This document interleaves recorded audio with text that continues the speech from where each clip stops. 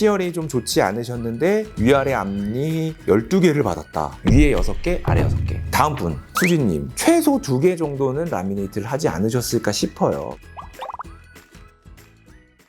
안녕하세요, 김 원장입니다. 안녕하세요, 주의사입니다. 오늘은 연예인들이 많이 하는 시술로 알고 계신 라미네이트가 어떤 건지, 라미네이트의 장점과 단점 살펴보는 시간이 됐으면 좋겠네요. 보통 라미네이트 하면 어디서부터 어디까지를 주로 하는지 그거부터 먼저 설명해 주시면 좋을 것 같아요. 보통 이제 라미네이트라는 거는 치아 삭제량을 최소로 해서 보이는 면을 예쁘게 하기 위해서 겉에다가 마치 손톱 붙이듯이 붙여주는 진료예요. 그러다 보니까 기능을 하기 위한 어금니는 라미네이트라는 치료 자체가 없고, 보여지는 걸 조금이라도 예쁘게 하기 위해서 송곳니부터 송곳니까지 덜 하고 싶다 하면은 앞니 4개 정도, 그렇게 라미네이트를 진행하게 되는데, 라미네이트가 잘 깨질 수도 있고 떨어지기도 하고 하다 보니까 라미네이트를 안 하는 치과 의원도 생각보다 많아요. 그럼 라미네이트의 장점은 뭐가 있을까요? 치아 삭제량이 적다. 크라운 같은 경우는 치아를 전체적으로 동그랗게 깎아서 씌우는 반면에, 라미네이트 같은 경우는 이 앞면만 아주 살짝 다듬은 다음에 본 떠서 이제 붙여드리는 거다 보니까 삭제량이 크라운에 비해서 거의 절반도 안 돼요. 단점이 뭐냐? 삭제량이 적다 보니까 보철물의 두께 자체가 되게 얇아요. 깨지거나 떨어지는 경우가 생각보다 많아요. 제가 외소치 치료를 할 때 좋다라고 들었는데, 맞아요. 라미네이트보다는 크라운이 좋나요? 어떤 게 낫나요? 둘 다 상관은 없는데 제일 중요한 거는 치열과 치아의 어떤 방향, 이런 것들이 가장 중요해요. 라미네이트도 치열이 너무 삐뚤삐뚤 하다 보면은 앞에 붙이는 것만으로는 어려울 수 있어요. 신경 치료를 하고 치아를 많이 삭제해야지 고르게 맞춰주는 경우도 있거든요. 치과 의사가 판단해서 크라운 아니면 라미네이트를 추천을 해드리죠. 그럼 치아가 이렇게 삐뚤빼뚤하면 교정도 많이 하잖아요. 그쵸. 그러면 뭐 어떤 차이가 있는 건가요? 교정이라는 거는 내 치아를 전혀 삭제하지 않고 치아 배열을 고르게 만들 수 있어요. 근데 단점이 하나 있어요. 뭐냐면 시간이 오래 걸린다. 그리고 앞니에다가 철독 간다고 그러죠. 브라켓을 끼고 있기 때문에 보기에가 안 좋으니까 못 하시는 분들이 가끔 계세요. 승무원 분들이나 아나운서 분들, 그런 분들한테는 교정이 좀 부적합하고, 라미네이트 금방 끝나요. 한 3, 4일 정도면은 치아를 고르게 예쁘게 만들어 드릴 수 있어요. 하지만 할 수 있는 케이스가 정해져 있고 잘 깨지거나 떨어질 수 있어요.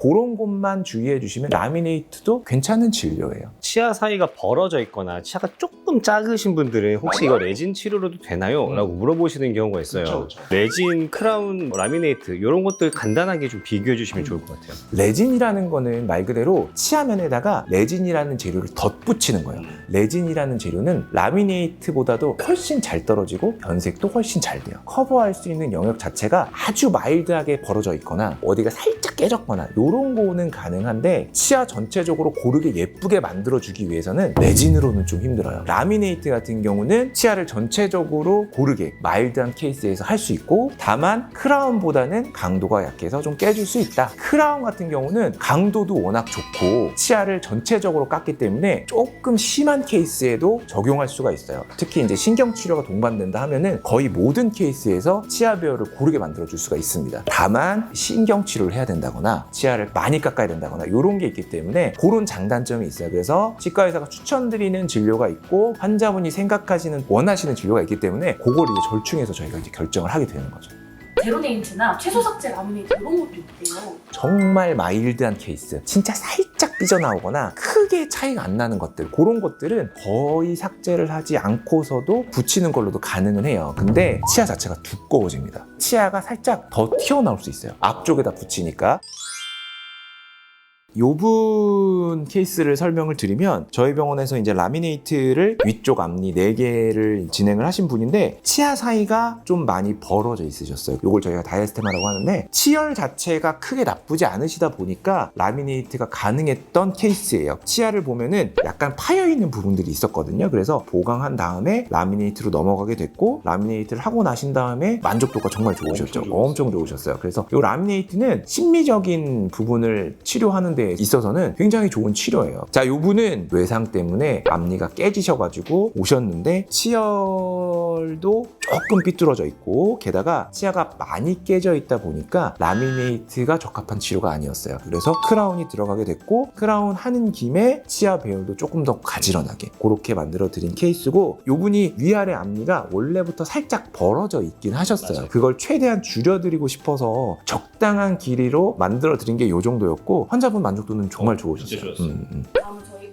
제가 라미네이트를 한 연예인분들 사진을 가져왔어요. 이분은 예전에 치열이 좀 좋지 않으셨는데 위아래 앞니 12개를 받았다. 위에 6개, 아래 6개. 최대가 12개라고 생각하시면 돼요. 실제로 만족도가 어떠신지는 모르겠지만 예전보다는 치열이나 이런 부분에 대해서는 훨씬 좋아진 것 같긴 하세요. 다음 분, 수진님. 예전 사진과 비교한 사진인데 실제로 앞니를 라미네이트 하셨다고 어디 나오셔서 말씀을 하셨더라고요. 보면은 앞니 중에서도 작은 앞니 양쪽 2개를 하신 것 같긴 하거든요. 제가 보기에는. 왜냐면 작은 앞니가 큰 앞니보다 조금 더 작고 약간 뒤로 들어간 느낌이 좀 있었는데 라미네이트를 하고 나오신 치아를 보면은 굉장히 고르고 높낮이나 이런 부분도 딱 맞춰서 나온 거 보니까 최소 2개 정도는 라미네이트를 하지 않으셨을까 싶어요. 라미네이트로 고칠 수 있는 게 치아 배열뿐만 아니라 치아 색도 훨씬 밝게 할 수 있으니까 미백이 고민이신 분들은 라미네이트도 한번 생각해 보시는 것도 좋을 것 같아요.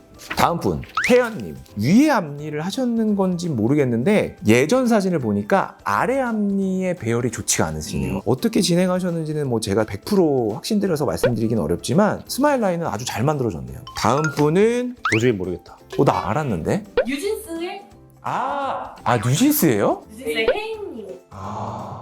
라미네이트는 모르겠는데 일단 치열이 교정을 한번 하시긴 한 것 같아요. 아기 때는 앞니 중에 작은 앞니가 뒤로 많이 들어가 있고 송곳니도 배열이 맞지가 않는데 최근에 찍은 사진을 보면은 치아 배열이 아주 잘 되어 있거든요. 라미네이트까지 들어갔는지 제가 정확히는 모르겠어요. 사진으로 보니까 뉴진스 죄송합니다. 다음 그 트로트의 아이돌 정동원 님인가? 죄송합니다. 아기 때 사진과 지금 사진이 있는데 아기 때는 아직 송곳니도 안 났어요. 나이가 들면서 치아 배열이 또 갖춰지거든요, 스스로. 라미네이트를 했는지 안 했는지는 저는 정확히는 알 수는 없지만 치아 배열이 지금 현재 상태로는 아주 좋네요. 스마일 라인도 좋고 라미네이트를 하셨다 하면은 아마 앞니 정도. 라미네이트 뭐 어린다 해도 괜찮나요? 아무래도 성장이 완료되고 나서 하시는 걸 추천드려요. 성장이 완료되지 않았을 때 한 보철은 나중에 성장이 다 끝나고 나서 교체해줘야 될 수 있거든요. 치아는 평생적으로 조금씩 맹추를 하고 이동을 하기 때문에 컨택이나 이런 게 안 맞을 수 있어가지고 성장이 완전히 완료된 이후에 보철 치료를 하시는 걸 추천드리고 라미네이트 같은 경우는 미적인 이유로 하기 때문에 완전히 성장이 끝나고 하시는 게 가장 좋아요. 라미네이트 같은 경우에 가장 추천드리는 분들은 아주 마일드한 케이스, 치아 배열이 많이 삐뚤삐뚤하지 않고 적당한 치아 배열을 갖고 있다, 치아 사이가 조금 벌어져 있다거나 치아에 반점이 있다거나 내가 교정으로 치료하기에는 시간이 너무 없어, 이러신 분들은 확실히 라미네이트가 메리트가 있어요. 라미네이트를 비추천드리는 분들은 치아 배열이 많이 안 좋으신 분들, 많이 삐뚤삐뚤 해가지고 치아를 이제 교정하거나 이럴 때에도 시간이 많이 필요하신 분들, 이런 분들은 라미네이트로 치료하기는 좀 어렵고요. 아직 성장이 끝나지 않은 어린 친구들 라미네이트 불가합니다. 성장이 다 끝나고 나서 하시는 게 가장 좋을 것 같아요. 그래서 오늘 라미네이트에 대해서 전체적으로 좀 알아봤는데 다음번엔 한번 좀 더 깊게 알아보는 게 좋지 맞아요. 않을까요? 라미네이트에 대해서는 조금 더 깊게 알려드리는 게 좋은 것 같은 게 라미네이트가 진료 난이도도 높지만